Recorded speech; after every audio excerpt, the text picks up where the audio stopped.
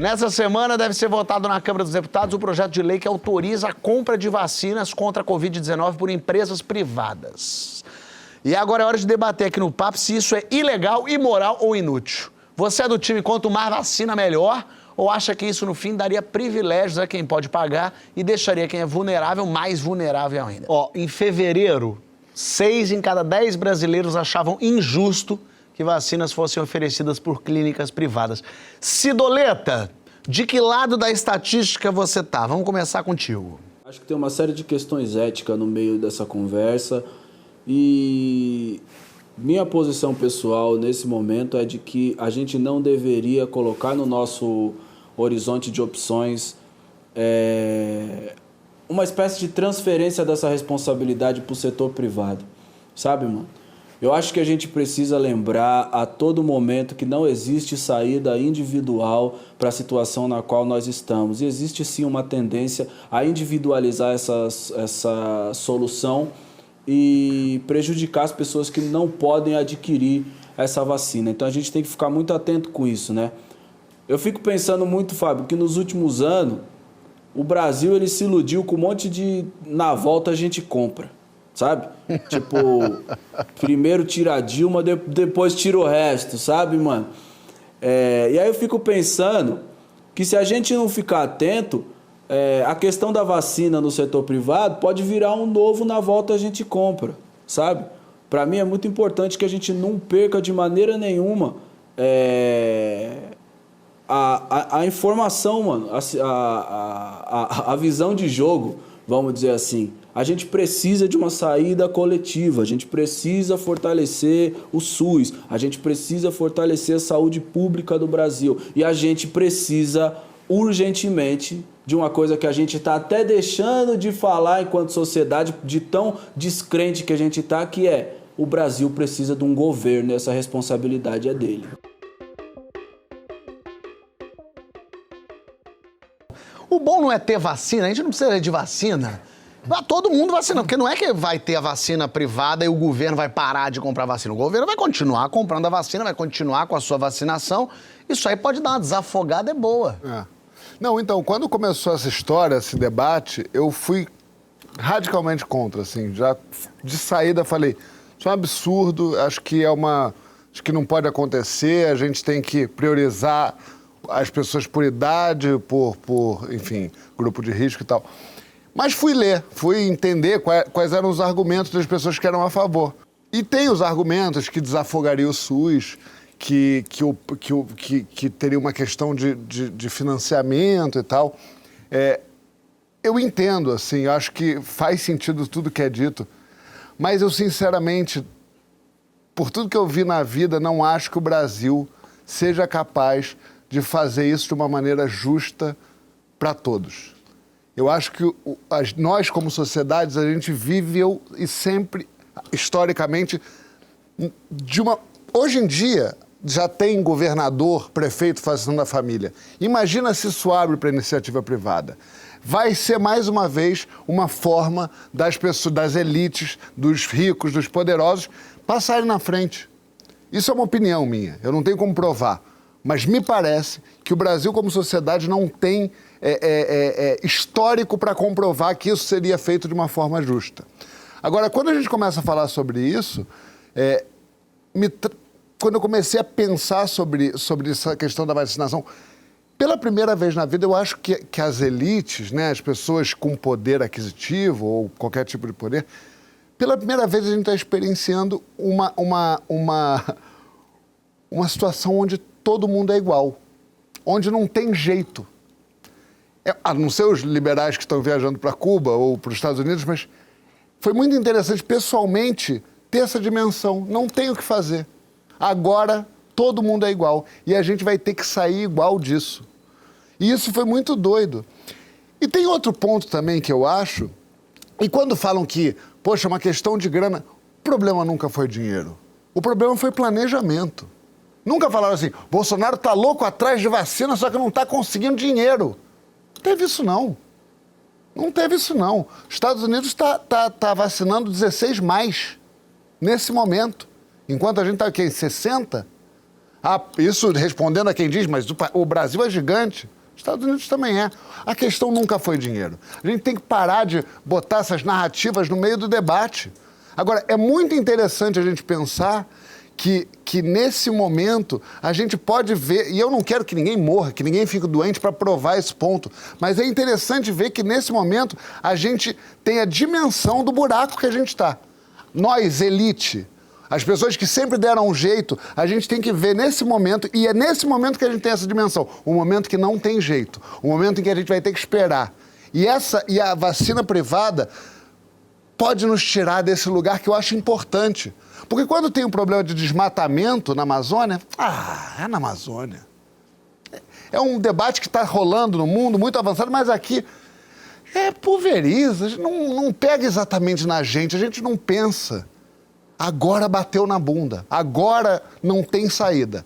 A gente vai ter que esperar. E eu acho que com a vacinação privada, a gente perderia essa coisa valiosa, que é a gente perceber onde esse governo está levando a gente. É numa vacinação atrasadíssima, é em gente morrendo loucamente, é com mais de 3 mil pessoas morrendo. É aqui que a gente está. E aí não adianta a gente ter contato, a gente ter dinheiro, não adianta nada. A gente está aqui. Então é importante que a gente tenha essa dimensão. É uma pena que pessoas estejam sofrendo, né? Eu fui visitar o Orlando, fiz teste, que ele saiu do hospital, fui lá visitar, e ele sofreu loucamente, saiu de um buraco sem ar. O Paulo Gustavo, a gente está vendo onde ele está. Aliás, um beijo para a família de todo mundo. Como eles, milhões de brasileiros estão assim. A gente não tem que pensar agora em como privatizar a vacina, a gente tem que jogar recursos dentro do SUS, a gente tem que batalhar para a gente sair desse buraco e entender a dimensão que a gente está aqui, porque o Bolsonaro não se planejou.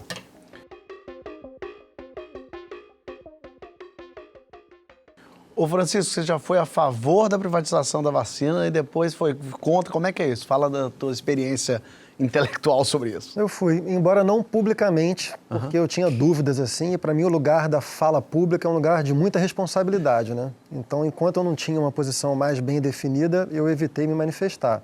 Mas, de fato, lá ali por janeiro, mais ou menos, eu tive conversas renhidas com um amigo meu, filósofo, historiador da arte, na verdade, Sérgio Martins, em que eu defendia a posição favorável à aquisição de vacinas por empresas privadas. E ele contra. Depois eu mudei de posição. Por quê? Porque ali por volta de janeiro... A gente conversou sobre isso. A gente conversou sobre isso? O que tinha era a gente tinha uma situação muito nebulosa em relação à produção global de vacinas e à aquisição dessas vacinas por parte dos respectivos países, né? A única coisa que a gente tinha certo era que o nosso governo federal, o Bolsonaro, era um sabotador da vacina declarado e da vacinação, né? Todo mundo se lembra, ironizava a Coronavac como vacina, a vacina chinesa, dizia que quem se vacinasse ia virar jacaré, não sei o quê, e também boicotava a própria vacinação, né? Entraram naquele debate patético de um ultraliberalismo absolutamente injustificável, dada a gravidade do contexto, né, de que a vacina não deveria ser obrigatória. Não era aquilo que se deveria discutir naquele momento. Além do filhinho Eduardo Bolsonaro lá comprando briga diplomática de quinta categoria com os chineses. Tudo isso veio a atrapalhar muito gravemente a vacinação, né? Desculpa, a falta do ministro da Saúde, né? E competente. Ministro da Saúde, que é até bom um parêntese agora, viu, João? Um parêntesezinho assim, porque...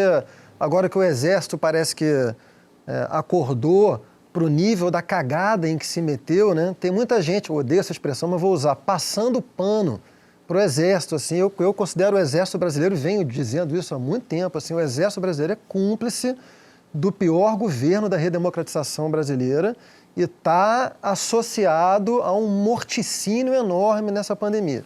Fecha parênteses. Mas então, naquele momento ali... eu achava que a iniciativa privada poderia contribuir para a aquisição de vacinas, já que o governo não parecia interessado em adquiri-las. De lá para cá, nesses 2 meses, a situação mudou. Primeiro que a situação da produção e aquisição de vacinas ficou mais clara. A situação é a seguinte, existe uma escassez drástica de produção de vacina, de insumos e de produto final, né?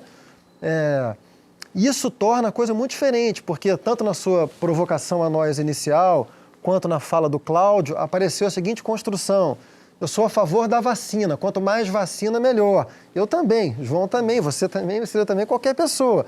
A questão é que, na situação atual, a entrada dos grupos privados na vacinação, tudo indica que não traria mais vacinas. As empresas privadas, elas seriam um concorrente, um player concorrente ao Estado brasileiro. Mas a esse específico ou a qualquer estado de um modo geral? Qualquer estado, Fábio, porque não tem... Porque, por exemplo, quando a gente fala de vacina da gripe, ou vacina do sarampo, ou qualquer meningite, qualquer vacina que nossos filhos hoje tomam, que a gente já tomou, né? Você tem a opção de vacinar no posto de saúde pelo SUS ou em clínicas privadas. Mas você tem a opção, o que significa que no SUS está lá. Se você quiser uma coisa mais cômoda, que você vai na sua casa, etc e tal, não sei o que, você paga na iniciativa privada. A vacina contra o SARS-CoV e as suas variantes, não. Existe uma escassez, tá? E os estados, na verdade, são quem tem melhores condições de adquirir as vacinas, porque são players gigantescos, compram em larga escala. Se as empresas entram agora, provavelmente o efeito seria aumentar o preço. Elas entrariam como um player que aumenta o preço. É verdade que quanto mais gente vacinada, melhor, isso desafoga o sistema de saúde? Mas provavelmente o efeito não seria quanto mais gente vacinada. Seria o que em economia se chama um trade-off. As pessoas que seriam vacinadas pela iniciativa privada representariam menos pessoas vacinadas pelo poder público. Então esse, para mim, é o argumento decisivo. Assim, não seria uma soma, seria uma concorrência em prejuízo do sistema público.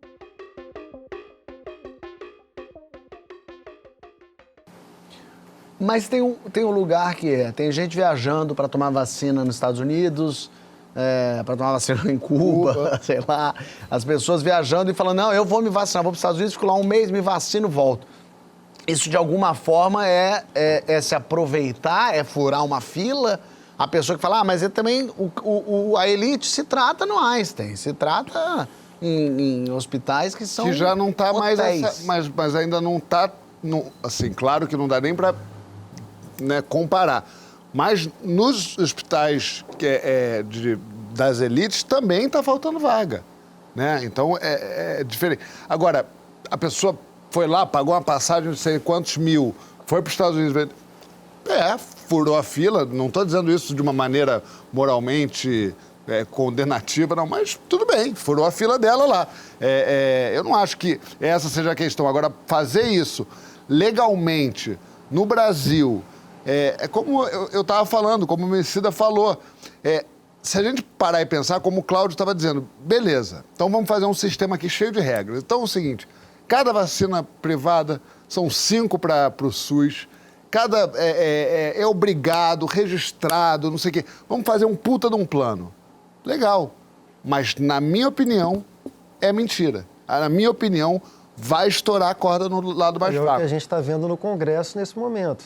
Esse suposto plano, ele não resiste a uma coleção de emendas que vão entrando aí. No meio. E reformando esse plano no sentido de... É o que tá agora no Congresso, que o Congresso vai votar, né? A proposta de não ter mais obrigatoriedade de doar para o SUS. É isso. Então, exatamente. Assim que é aprovado, entram as emendinhas. Cara, na primeira semana, como o MC está falando, quando a dona Mônica foi vacinada, sei lá, primeira semana, um secretário de saúde estadual vacinou a mulher dele. Porque era a mulher da vida dele, ele disse. O outro lá, um que eu esqueci, se é governador... contratou as 2 filhas, vacinou, depois da segunda dose elas se demitiram. Esse é o Brasil. Infelizmente, esse é o nosso cacoete como sociedade. A gente é assim. Aí a gente pode discutir que está errado, que não é agora que a gente tem que... Mas o que eu estou defendendo aqui é o seguinte, a dona Maria, que não tem nada além do SUS, não tem um contato, não tem um emprego, não tem... ela vai ser penalizada por ela não ter um emprego, não ter uma empresa, e aí, no final das contas, a vacina começa a rarear ali no SUS, porque não tem vacina, porque agora está dividindo. Não pode, tem que ser Você sabe rígido. Isso que o João falou, desculpa, Fábio, isso que o João falou, isso seria uma regressão do Brasil ao Brasil pré-Constituição de 88. Porque o que você estava, a sua interpelação agora há pouco, eu acho que ela ia para um caminho que você acabou não desenvolvendo, quando você falou do Einstein, né? Uhum. Eu acho que você ia, me corrija, mas eu acho que você ia para o seguinte... Cortei. Hã? Eu cortei. Não, vai. Eu acho que você ia para o seguinte caminho, mas espera aí, essa lógica da iniciativa privada não é uma lógica que já existe? Porque a pessoa se trata no Einstein com muito melhores condições do que se trata no sistema público, é verdade.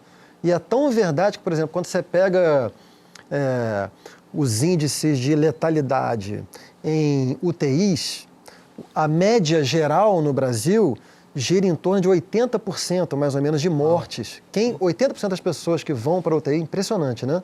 Morrem, na média. Quando você vai para o Einstein, isso cai para mais ou menos 25%. Olha só. Então, a disparidade continua muito grande, né?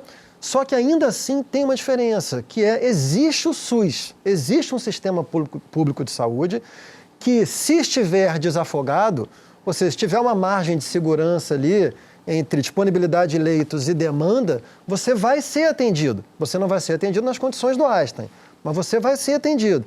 É diferente desse caso da vacinação privada, em que, se isso acontecer e produzir as piores consequências, que para mim são as mais prováveis, isso faz com que a pessoa não seja vacinada mesmo. E aí vira o Brasil de antes de 88, em que não existia um direito universal à saúde. É uma regressão civilizatória muito brutal.